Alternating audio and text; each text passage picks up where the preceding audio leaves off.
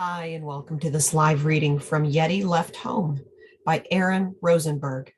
And this is presented by Itsy Bitsy Book Bits. Chapter 1.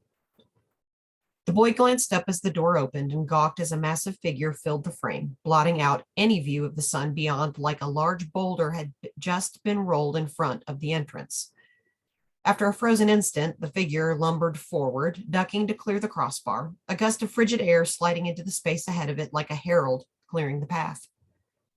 The small bell affixed to the door's upper edge tinkled as it slid shut. Now the boy could make out features on the approaching shape: thick white whiskers and shaggy brows under a battered baseball cap, a worn plaid shirt that perhaps had once been red and was now closer to pink as it strained over a broad chest and around thick arms, equally faded jeans tucked into massive work boots, enormous hands each clenched around a trio of fish. It was that last detail that brought the boy up short. He blinked, stared again at the strange scene, and rubbed his eyes. But yes, this giant of a man had entered the small restaurant, hauling 3 fish in each hand. And what fish they were! Large, thick, and golden, they almost seemed to glow in the foyer's dim light. They had to weigh 10, 20 pounds apiece, yet the stranger had them hoisted up like a cluster of paper lanterns, dangling several feet above the scuffed linoleum floor. Wylie! That sound burst, not from the giant, but from the man behind the cash register resting atop the battered counter halfway between the door and the far wall. What are you doing? Those go round back. The massive figure shrugged, the motion like an earthquake rippling across a strangely checked landscape. Kira said the door was busted, he mumbled, his voice low and gruff, but surprisingly gentle. Oh, yeah, the roadside diner's owner, Roy, sighed. Okay, sure, bring him on through. Thanks. Then he turned back to the boy's father, standing before him, the bill in one hand and his wallet already clasped in the other. I hope everything was good.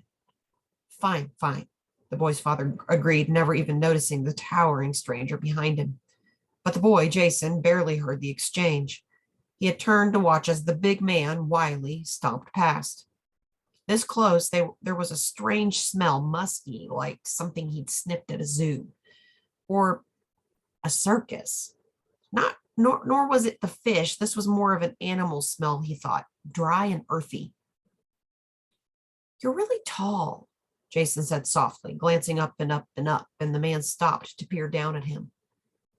And you're not, he agreed, and Jason saw teeth flash behind the thick beard. Long, sharp teeth. Your teeth are really big, Jason noted next. He glanced down closer to his own height, where those large hands still held the fish. And your nails? Here he trailed off. They're really long too, he finished finally, because they were long and sharp looking, less like his own nails and his parents and more like claws. The man stared at him a second, then he winked. His eyes were oddly yellow, Jason thought, not like his Aunt Margot that time she'd been sick or his Uncle Don when he'd had too much wine the night before.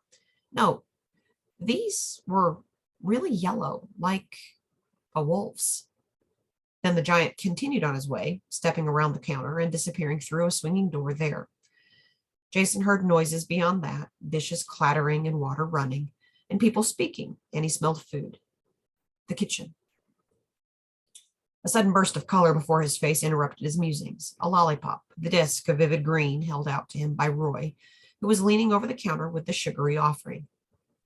Thank you, Jason remembered to say, accepting the sweet.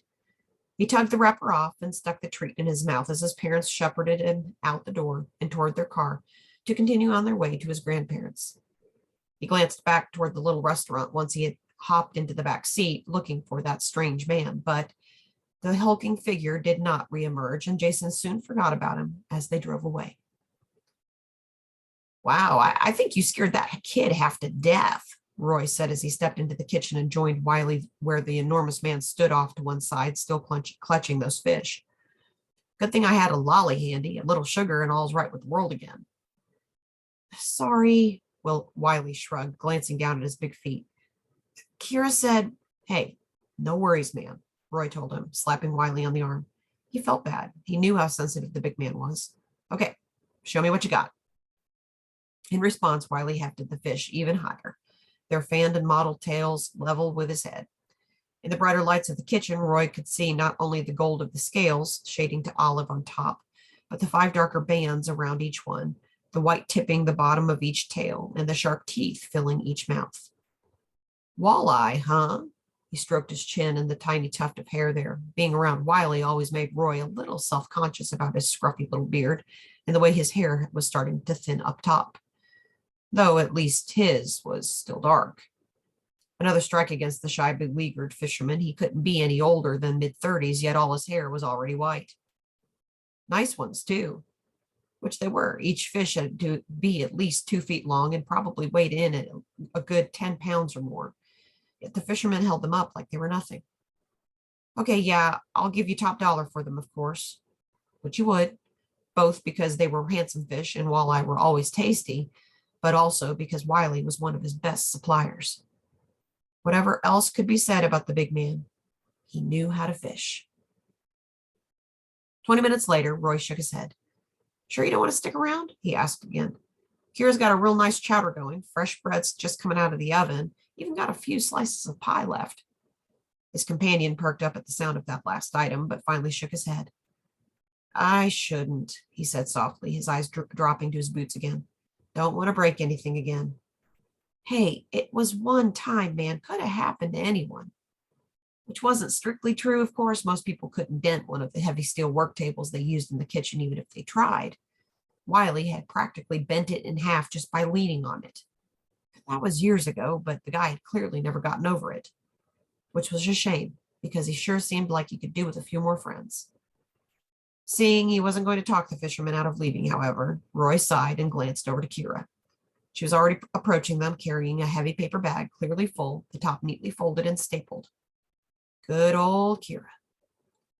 Chowder, bread, and 2 slices of pie, she said, offering Wylie the bag with a warm smile. Enjoy it, okay?